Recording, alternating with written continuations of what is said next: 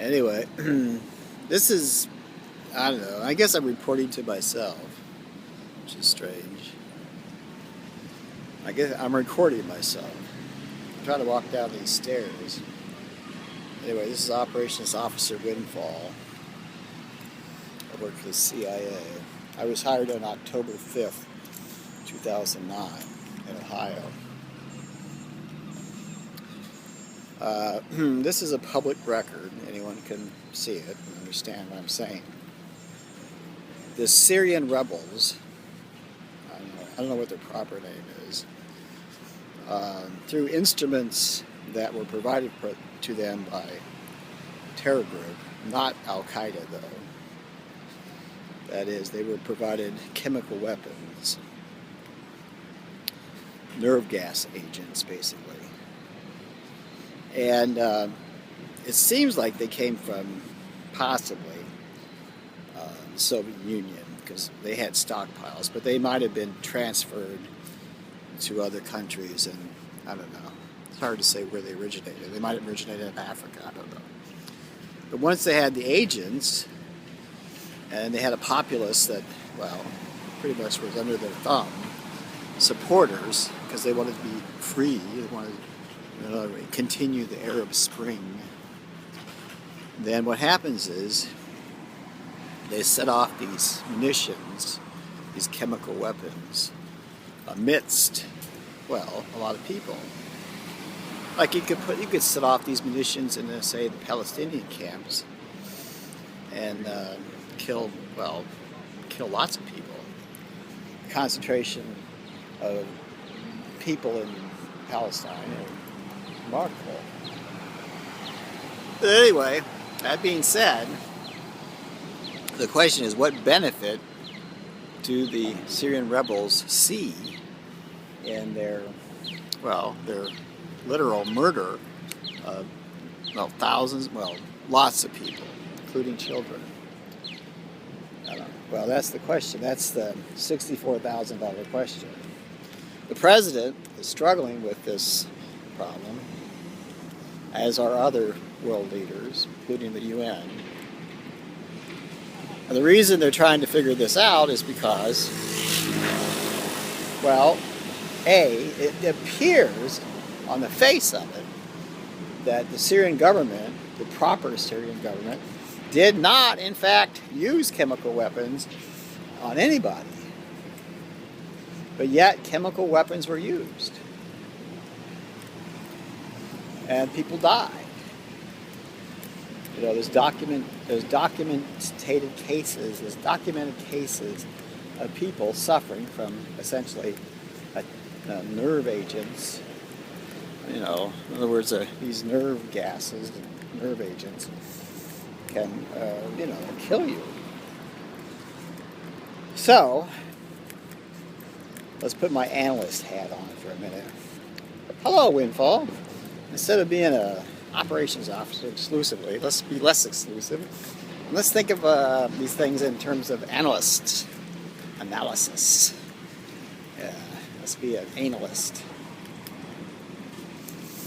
Well, let's say the United States did, in fact, attack Syria. I mean, they did. The Tomahawk missiles were launched from destroyers, and aircraft flew, not necessarily within Syrian airspace, but close enough to launch cruise missiles. And, well, say people died. But the attack itself, whether or not anyone died or not, whether or not it was a completely sanitary event, it doesn't matter. The fact that it happened puts the United States in a position of being an aggressor against Syria. Now, Iran has promised that they will attack Israel if the U.S. attacks Syria for any reason. So, now let's make a scenario. We'll pretend this is 2001. We'll pretend this is September 11th, 2001. Well, let's pretend it's September 11th, 2012. Whatever. You know, the United States, at the time of their choosing, which could be any time, this is August 30th, 2000. Oh, strike that. Yeah, this is August 30th, 2013. And say at 0001 Zulu on August 31st, 2013, the United States, through the authorization of President Obama, attacks Syria. What's the response? Well, the response will probably be immediate. That is to say, Hamas will launch missiles into Israel. Israel will go on a war footing. Israel in the past has called up, well, a sizable force and gone into the areas in Lebanon that's controlled by Hamas. And this would be tantamount to a state of war in the Middle East. And all of this could be laid at President Obama's feet. Do you want that? The question is, to do nothing is almost as bad as doing something. To do nothing is to say, well, we can't do anything. We're a paper tiger. We have no, I was going to say no balls, but I don't say that.